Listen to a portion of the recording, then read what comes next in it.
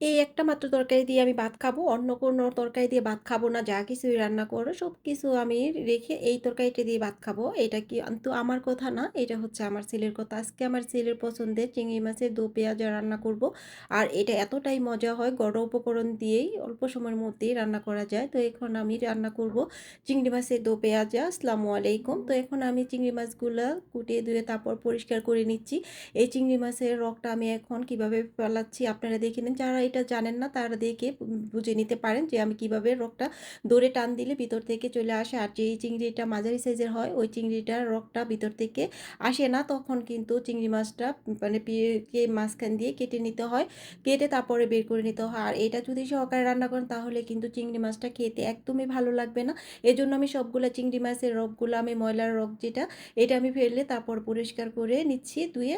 এখন রান্না করতে চলে আসবো চুলায়। চুলাতে আমি এখন কড়াই বসিয়ে দিছি। কড়াইতে যখন তেল দিয়ে দিছি, তেলটা গরম হয়ে গেলে এখানে দিয়ে দিয়েছি সামান্য লবণ, সামান্য একটু হলুদের গুঁড়া আর চিংড়ি মাছটা দিয়ে এখন ভেজে নিব। এভাবে চিংড়ি মাছটা ভেজে নিলে চিংড়ি মাছের কালারটা খুবই সুন্দর দেখায় আর খেতেও ভালো লাগে চিংড়ি মাছটা। তো চিংড়ি মাছটা এখানে আমি যখন ভালো করে কালার চলে আসবে চিংড়ি মাছে তখন আমি নামিয়ে নিব। অনেক ভাজবো না, অনেক ভাজলে উপরের কালারটা নষ্ট হয়ে যাবে চিংড়ি মাছের। এজন্য আমি অল্প ভেজে তারপরে আমি নামিয়ে নিব চিংড়ি মাছগুলো। এখন চিংড়ি মাছগুলা ভাজা হয়ে গেছে। আমি এক এক করে চিংড়ি মাছগুলো নামিয়ে নিব। আর এই চিংড়ি মাছটা যখন আমি রান্না করছি আমার ছেলে কিন্তু ততক্ষণ পর্যন্ত আমার কাছে দাঁড়িয়ে ছিল। আর এখন যে তেলে আমি চিংড়ি মাছগুলো ভেজে নিয়েছি এই তেলে দিয়ে দিয়েছি এখানে ১ কাপের বেশি একটু পেঁয়াজ কুচি। তেলের মধ্যে ভালো করে ভেজে নরম করে নিব। যখন নরম হয়ে যাবে তখন দিয়ে দিয়েছি এখানে ১ চা চামচ আদা রসুন বাটা।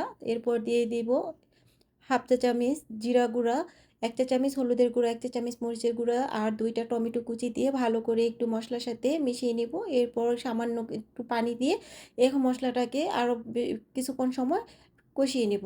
আর এখানে আমি ৫-৬ টা কাঁচামরিচ ফালি দিয়ে দিয়েছি। আর ঝালটা আমি এখানে মোটামুটি দিয়েছি, অতিরিক্ত ঝালও না আবার খুব কম ঝালও না, মোটামুটি ঝাল দিয়েছি। আর মশলাটা এখন কষানো হয়ে গেছে। এখন ভেজে রাখা চিংড়ি মাছগুলো দিয়ে দিব মশলার মধ্যে, দিয়ে আমি আরও ৩-৪ মিনিট কষিয়ে নিব মশলার সাথে চিংড়ি মাছগুলো।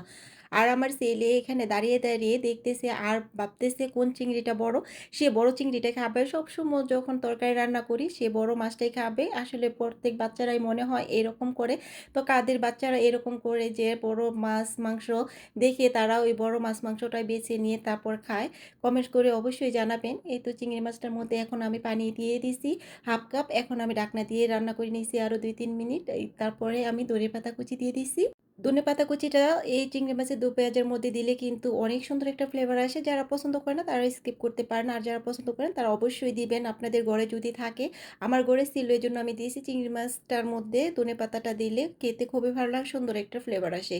তো চিংড়ি মাছটা ফাইনালি হয়ে গেছে। তো কেমন হয়েছে আজকে চিংড়ি মাছে আমার দো পেঁয়াজা? যদি আমার ভিডিওটা আজকে একটু হলেও ভালো লাগে লাইক কমেন্ট শেয়ার করে দিবেন। যারা আমার ইউটিউব চ্যানেল থেকে দেখেন তারা প্লিজ আমার চ্যানেলটাকে সাবস্ক্রাইব করে দিবেন। আল্লাহ হাফেজ।